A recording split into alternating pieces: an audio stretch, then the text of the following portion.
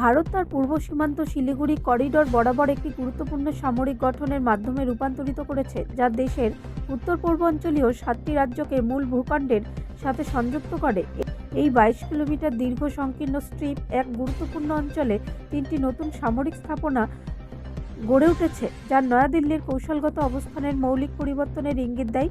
ধুবড়ির কাছে লাচিত বারফুকান সামরিক স্টেশনে বিহারের কিষানগঞ্জ এবং পশ্চিমবঙ্গের চোপড়ায় অবস্থিত অগ্রণী ঘাঁটিগুলির পাশাপাশি প্রতিরক্ষামূলক গ্যারিসনের প্রতিনিধিত্ব করে না। এগুলি দ্রুত মোতায়েনের বাহিনী, গোয়েন্দা ইউনিট এবং প্যারা স্পেশাল ফোর্সেস দিয়ে সজ্জিত কৌশলগত নোড, যা করিডোরটিকে কখনোই আপোস করা যাবে না তা নিশ্চিত করার জন্য ডিজাইন করা হয়েছে। সময়সীমা বাংলাদেশের ভূমিকম্পের রাজনৈতিক পরিবর্তনের প্রতি ভারতের প্রতিক্রিয়া প্রতিফলিত করে। শেখ হাসিনা ভারতপন্থী সরকার মোহাম্মদ ইউনূসের নেতৃত্বে একটি অন্তর্বর্তীকালীন প্রশাসন দ্বারা প্রতিস্থাপিত হয়েছে, যার পররাষ্ট্রনীতি ক্রমশ চীন ও পাকিস্তানের সাথে সামঞ্জস্যপূর্ণ।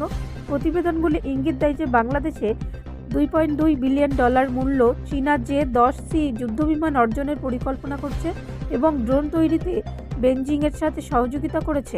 অন্যদিকে Pakistan JF-17 block C thunder jet offer করেছে। ভারতের জন্য একটি সংবেদনশীল সীমান্তের প্রতিপক্ষের দিকে ঝুঁকে থাকা বাংলাদেশের পক্ষে একটি কৌশলগত দুঃস্বপ্ন। শিলিগুড়ির করিডর মাত্র 22 কিলোমিটার প্রশস্ত এবং সংকীর্ণতম স্থানে উত্তর 24 পরগনায় 4,50,00,000-এরও বেশি মানুষকে দেশের বাকি অংশের সাথে সংযুক্ত করে। যে কোনো বিঘ্ন এই গুরুত্বপূর্ণ সংযোগ বিচ্ছিন্ন করতে পারে। নতুন ঘাঁটিগুলি করিডোরের ওভারল্যাপিং কভারেজ প্রদান করে। চোপড়া স্থাপনা বাংলাদেশের সীমান্ত থেকে 1 কিলোমিটারের কম দূরে অবস্থিত। এই অগ্রবর্তী অবস্থানগুলি বাংলাদেশের গভীরে নজরদারি এবং প্রয়োজনের দ্রুত গতিশীলতা সক্ষম করে। সীমান্তে অপারেশনাল ভারসাম্যকে মৌলিকভাবে পরিবর্তন করে। ভারত রাফেলের যুদ্ধবিমান, ব্রহ্মাস্ত্র, ক্ষেপণাস্ত্র এবং উন্নত বিমান প্রতিরক্ষা ব্যবস্থা দিয়ে এই অবস্থানকে আরও শক্তিশালী করেছে।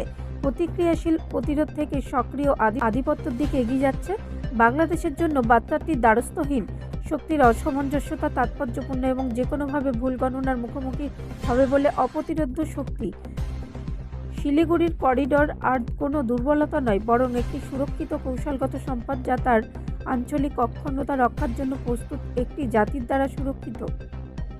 ব্যুরো রিপোর্ট, রাষ্ট্রীয় প্রসার বাংলা।